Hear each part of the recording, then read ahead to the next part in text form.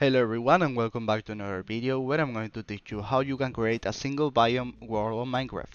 So you have to go to single player, go to create new world, wait for the screen to appear. This can take a little bit.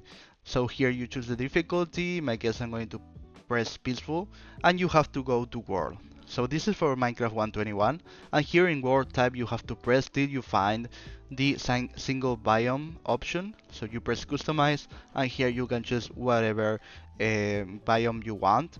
In my case I want the end, for example, done, and create new world.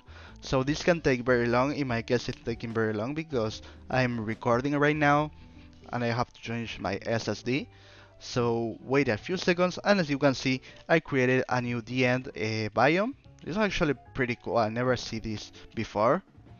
I don't see the Ender Dragon, but this is the overworld. This is pretty interesting that the Ender crystals and the columns appear right now.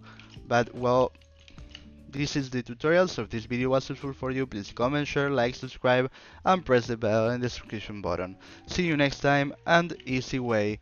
Goodbye.